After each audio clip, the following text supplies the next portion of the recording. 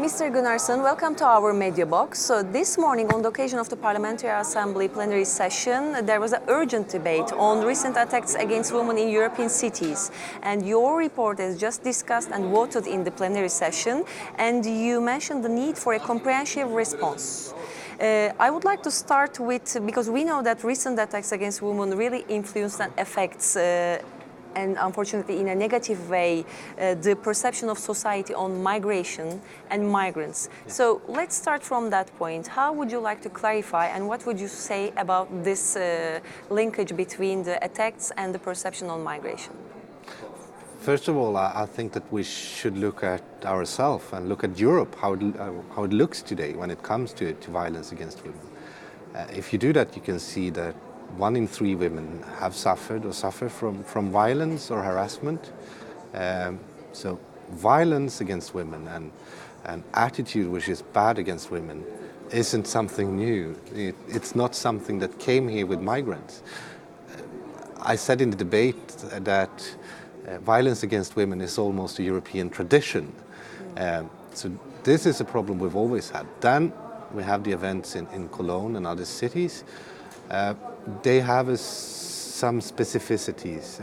They seem to have been organized, even though we don't know anything yet, but they occurred on the same evening and with the same type of events. This has to be investigated, and we have to see what actually happened, because we don't know that yet.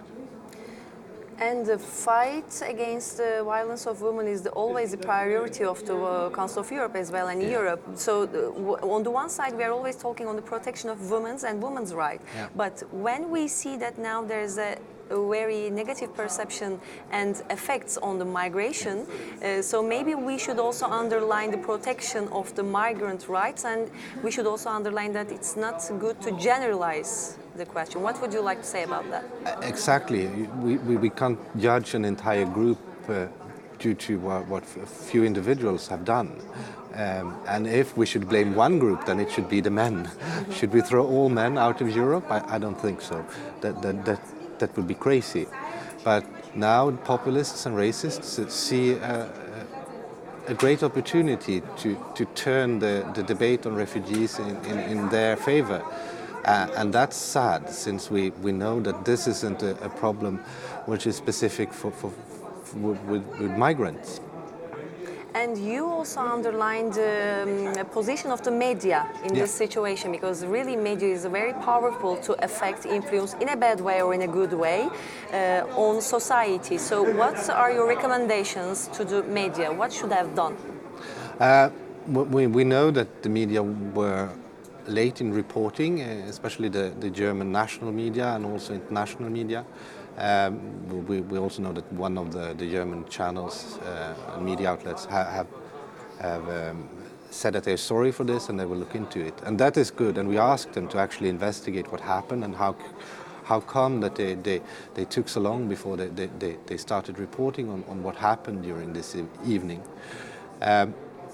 We as politicians should not tell the media how they do things and how they report. Media needs to be free.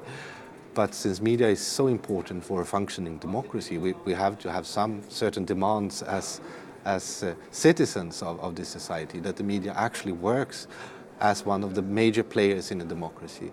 And in these events, they didn't take the responsibility they need to. And I asked them to investigate what actually happened. Let's finish with your recommendations to the Parliamentary Assembly on that issue, especially on the need for a comprehensive response. Yeah. So how could it be possible? Well, what we once again reiterate is the need for the member states to ratify and implement the Istanbul Convention. We asked, as I said, the media to discuss its role in this. We've also asked relevant authorities to investigate what happened, why the police had such a hard time responding in a proper way. So we've asked for a lot of investigations, but the main thing in the resolution, I would say, is once again to ask the member states who have not done so yet to ratify and implement the Istanbul Convention. It's such an important legal tool for combating violence against women. Thank you for your contribution to Mediabox, Mr. Gunnarsson. Thank you. Thank you for joining us.